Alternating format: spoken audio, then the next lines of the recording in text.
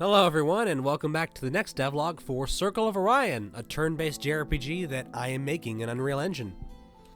So this was a bit of a slower month because I had other obligations. I got some stuff done, but not quite to the extent of last time, and a lot of what I worked on isn't really stuff that's worth showing off because it's a lot of like stuff that needs to be get done, but it's not new. But I figured I'd go ahead and just kind of still show you where things are at. Okay, so the main thing I have been working on is blocking out the Chapter 2, because Chapter 2 is basically all blocked out, and I'd say about 70% of the script is done for it. It still needs some passes, though, but I started blocking out the different maps and locations for Chapter 2, so this is one of the first ones. This is a port city you'll arrive in, obviously made using Townscaper. Next up, we have I'm working on is the second sort of big city you'll go to. This is where I mentioned before how I'm not great at level design, and this is what kind of where that becomes a little more apparent, because I really just did not know what to do with this. I'm thinking right now you have like this area right here, which is like one street block you can walk down on. Maybe you'll be able to travel down to another sector, though I don't know. I don't have anything for the story so far that would cause you to do that. But you'd have the street area. I believe if I just go ahead and show you, it's literally just one street area and then the outside of the palace, because the inside of the palace is not done yet. So yeah, I can go that way and leave to the Overworld. If I run this way, go all the way up this other street corner, then it'll take me up here to the exterior of the palace, and I don't believe there's anything inside so far. This is also blocked out. So this is another kind of foresty dungeon. Now this one's meant to be more jungle-like in its appearance. Right now it's looking pretty similar to the other dungeons, so I need to figure out better ways of giving it a unique look on its own. But it's got some landmarks. You got kind of a sandy area here. There's a little... Where is it? Cave area, which I'm thinking will just lead to a chest or something. I don't know. There's a lot of this area looks very similar to each other, so I'm really trying to think of ways I can break that up and give it some more visual variety. Like I got a little bridge trail right here, another cave egg area. I'm having difficulty, like as I'm building, making sure everything is scaling correctly, because I'll make stuff that looks kind of like it's an okay size, but then I'll play it in the editor, and I'm like, that's a pretty big distance to travel, even on foot. It is nice that me having to replay this over and over again in the editor gives me a good feeling for how big and how big some of these maps are and how long stuff takes. So if it's too big and takes too long to get around, I can feel it myself. But it doesn't change the fact that this stuff needs a lot of polish. But for now, like for the level I'm working at right now, this is plenty fine. Aside from needing optimization, which you can definitely see that the performance is kind of eh. Alright, so next up we have this town, which is another port sort of area for a different part. I don't remember the exact image, but I had an image for reference here, and it had these sort of rocky pillars. If you look carefully, you can see a continent on the other side. Give it a little bit of story elements to the game. Sort of there are two continents across from each other in the game. One is the Elven continent, one's the Orc continent. And this one we're on right now is the Elven continent. So the idea is you can stand here and see the Orc continent on the other side. So we're always in eye shot of each other, and it's kind of makes things pretty tense. But you have you have this area right here. This is kind of what I was talking about with scale. You'll only be able to walk around this area right here. Kind of Cold Steel, Trails of Cold Steel. Sort of my reference for town sizes, where you get the impression they're bigger, but you only have a small-ish area to walk around in, because that's all you need. So yeah, you go up, you can kind of like walk over to the side here, look up and be like, oh look, there's more houses and stuff across there. I guess this is a bigger town if you go upwards. And it is, you just don't get to go and see that. So this is another dungeon in the game, and this is where I'm talking about the scale being a bit too big. If we go to the inside of the dungeon, we have this right here. You can, it's got more of that temple aesthetic or old ruin aesthetic, even if it's very repetitive. It's got a nice bit of variety there. I think it's a decent. I'm trying to make sure that I don't make any. For in terms of scale, a pretty big inspiration for me is Chrono Trigger, and so One thing about Chrono Trigger is if you look at a lot of the maps in that game, even the dungeons, they're pretty small. Sometimes the dungeons are only, especially early on, are only like one room. And it keeps the game very, very fast-paced. And that's kind of what I'm going for, because it means I have to design less content, but it also keeps things going at a nice, brisk pace. Because I don't have the luxury of being Dragon Quest and having a fan base that's so big to where, like, yeah, I'll spend, you know, 3 hours in a dungeon or whatever. You gotta keep stuff short, so maybe I'll have a puzzle here or something, but other than that, it's gonna be pretty short. You'll also notice that like just how repetitive a lot of the elements blocks are. It's because this is about when I actually really started hunkering down on making a good set of modular pieces to build out of. So I worked with a lot of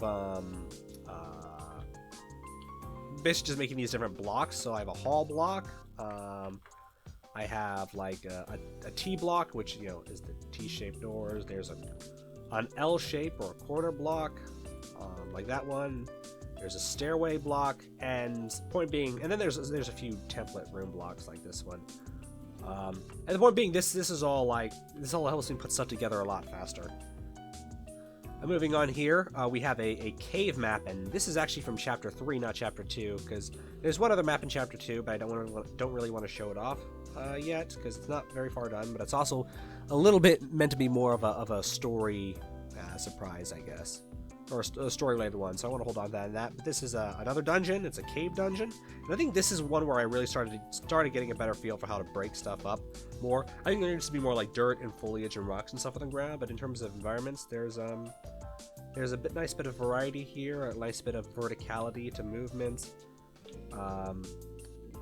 It's a little bit of a platforming challenge here, not too hard, but it helps break stuff up even more.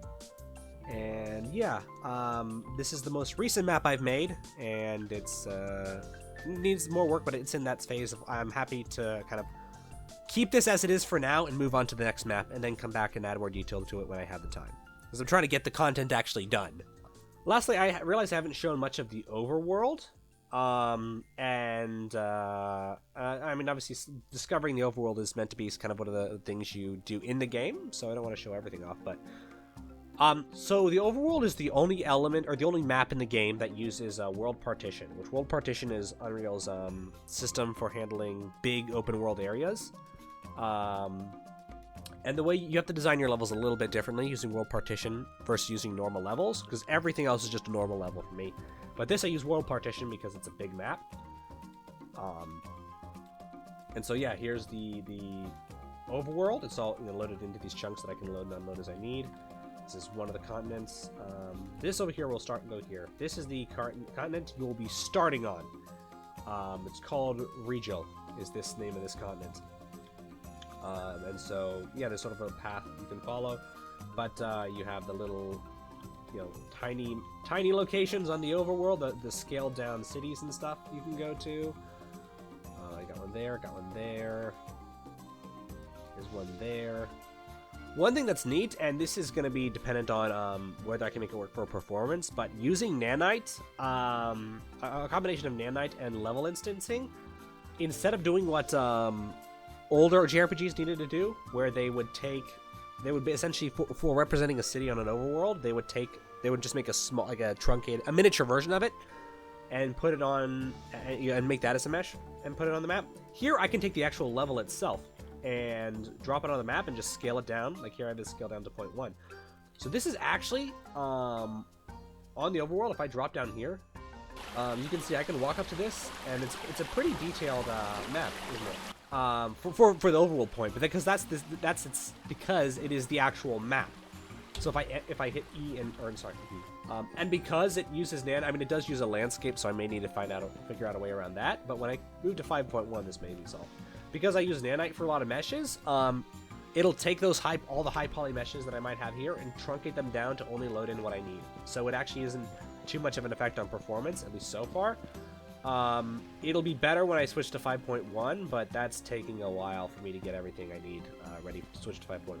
But okay, I think the last thing I'm gonna show before my voice gives out, because I have been on and off sick last month. It definitely was something going around, at least where I live. but I have made a number of updates and revisions to the battle system. One of the main ones being I actually rewrote a lot of the core code so that I can make it easily reusable for the marketplace version. Or rather, I can take the code that I've worked on for this and use it for the updated marketplace version when that eventually releases. Alright, so first thing... that was confusing. Alright, so we have an updated camera angle here. You'll notice I got these 3 enemies popping up. And I think I talked about this in the last devlog, but... if I keep on doing this, you'll notice, it's a different enemy, but I didn't change anything. So what's happening is that it's randomizing enemies. I've shown this before, I believe, but I'll go a little more into it now. So here is the base encounter actor class. Which, yeah, I just choose which one I want here. But what happens here is on the startup, it'll spawn random enemies. And the way it does that... and so what I have here is you can add a list of the possible enemies you want to spawn in this encounter. Like I have plants, slimes, snakes, wasps, just some of the ones. And then you have a list of the maximum amount of enemies that can be in this encounter. Then what happens is when the battle begins, it'll pick a number between 1 and the maximum amount. And that'll be, alright, we're going to spawn this many enemies. Then it'll run through, and it'll just randomly grab from that selection that many enemies and spawn them in to the encounter. Disorienting. Okay, so a couple things you'll notice. One, I have up at the top right here, this new system I'm testing out. I'm calling it tactical points. Basically, this is just sort of a shared limit break system, where as you do damage to enemies, this will build up, and that'll give you access to some new actions and abilities. You'll also notice at the bottom here, I have a little icon above your head. For each one of them, that's a sword with an up icon. That is an attack buff, because that was essentially me making sure I got status effects and status ailments working. In this case, buffs. If I go into normal stuff, I have skills. That was wrong. Okay, so the camera's broken there.